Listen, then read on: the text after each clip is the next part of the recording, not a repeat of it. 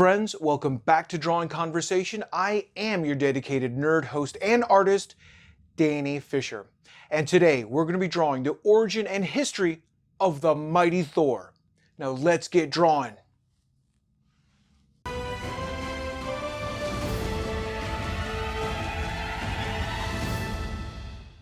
Now friends, as always, before we get started, I want to take a minute and thank you for coming back. Your support in watching these videos makes all the difference and really makes these videos possible. So thank you, and if you haven't already, please hit that subscribe, turn on those notifications, and leave a comment. Share this video, do all those things. Now let's talk about the Herald of Thunder, the Odinson. We are talking about Thor, God of Thunder. Now Thor's debut was in issue 83 of Journey into Mystery in 1962. And it was written by Stan the Man Lee and illustrated by Jack King Kirby. And really, Journey to Mystery needed a real shot in the arm. It needed a real boost. And Thor did not let down in that department. And what we come to learn in Journey into Mystery is that while Thor is brave and heroic, forthright, honest, and has the most amazing hair, unfortunately, he is a bit of a braggart. He is a huge show-off and lacks humility of any type. And so, as a result, Odin, the All-Father, King of Asgard, strips Thor of his powers. Strips Thor's hammer and shoots him down into Midgard, down into Earth. But moreover than that, he completely takes away his memories. He has no idea that he's actually a god of Asgard. Instead, he goes by the name of Donald Blake and has a paralyzed knee and is one of those things that kind of plagues him throughout his story.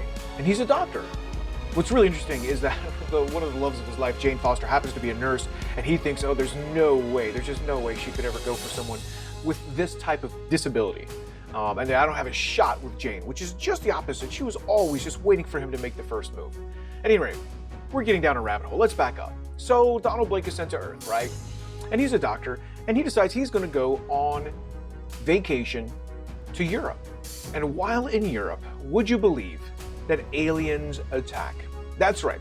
And it's an alien race known as the Kronen. And just to give you a little heads up, a Kronen is actually a species that you see in Thor Ragnarok. The big rock gladiator dude who's in the arena with Thor. Yeah, that's a Kronen. So Donald Blake decides he's going to take refuge in a cave. And he hobbles his way down into this mysterious cave that also happens to be his birthplace. So just to give you a little background, his mother is actually Gaia, Mother Earth. So just to keep it in line, Odin at one point came down, did the nasty with Gaia, and 9 months later, Gaia has a baby, and that is Thor.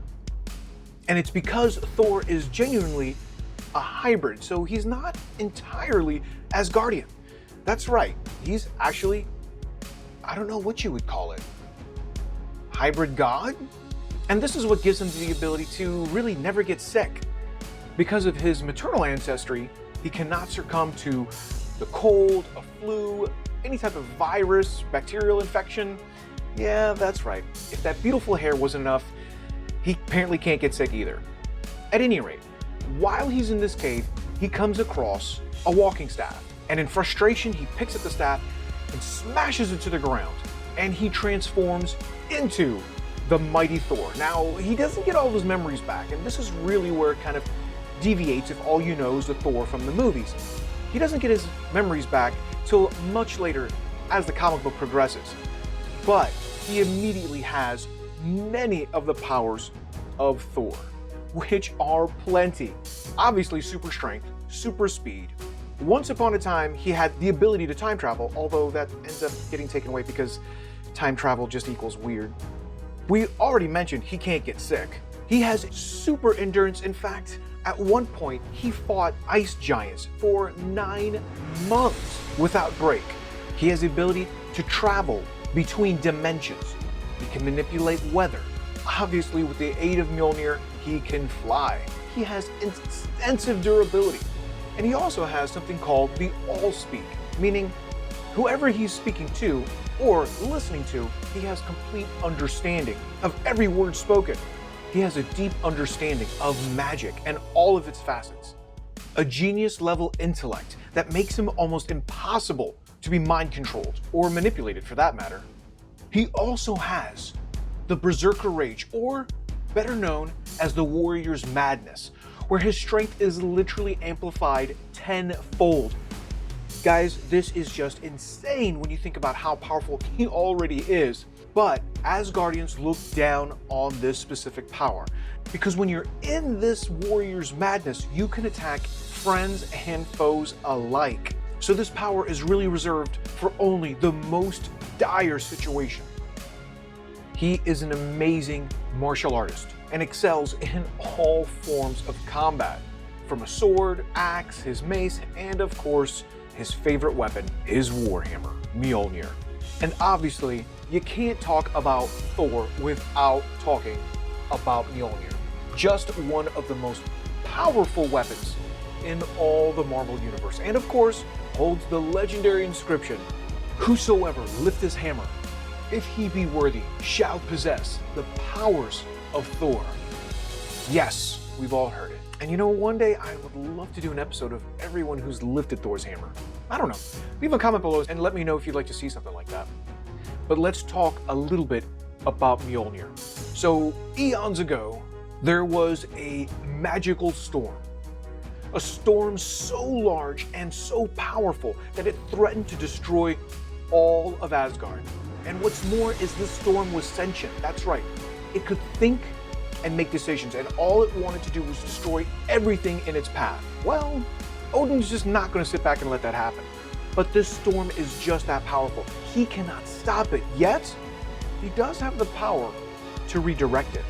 He orders his dwarves to get to work on building the most perfect weapon in the universe.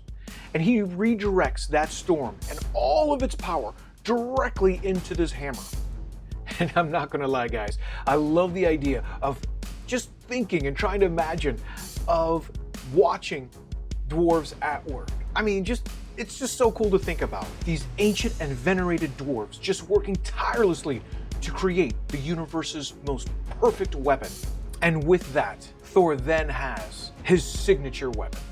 Now, while Thor is, yes, a member of the Avengers, as well as the Thor Squad, God Squad, Avengers Unity Squad, the very first team he was a part of was the Warriors 3. And the Warriors 3 consist of Hogun, Fandral, and Volstagg. Now, Hogun, what's weird about him, and I always wondered kind of how he fit into the Asgardian mythos, because he's not an Asgardian. And in fact, very little is mentioned about his background, where he's from, his origins, all those things, as with most of the Warriors 3. But what we do know is that Hogun is from a faraway land, and one day while visiting Asgard, he receives word that his entire people were destroyed by a villain named Mogul. Now Hogun, Fandral, Volstagg, and Thor set out on a quest to stop Mogul, and the team had formed a bond that has been unbreakable since. Now Hogun was actually modeled after the character Charles Bronson, and had that look of just brooding, quiet type, and really take no craps from anyone. And his weapon of choice was the battle mace. Yep, strong and silent types apparently use a mace. Now Fandral, in my opinion, was kind of the de facto leader.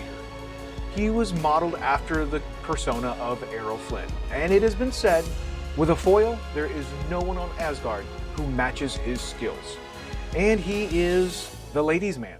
For him, a good time is just a great weekend of debauchery and claiming virginities, which has actually worked to his detriment. Yeah, he's broken so many hearts that women have actually committed suicide because he just never came back.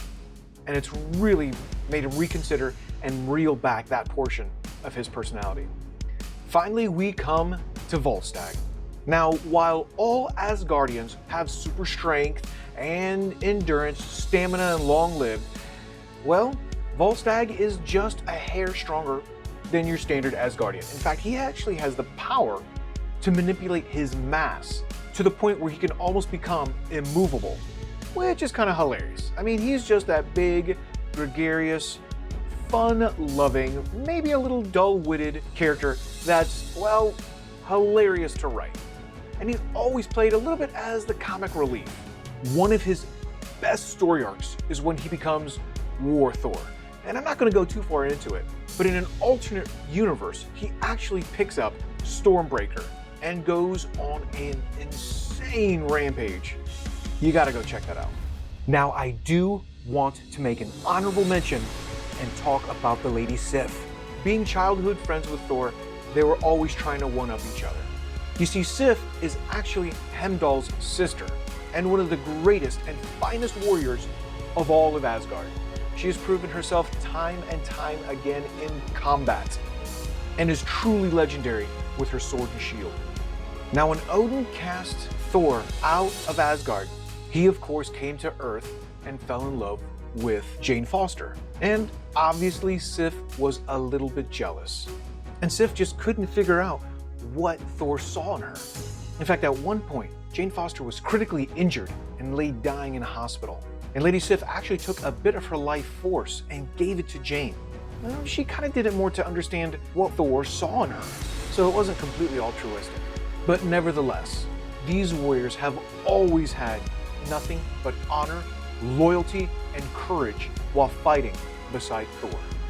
Now, this is just a very high-level overview of Thor.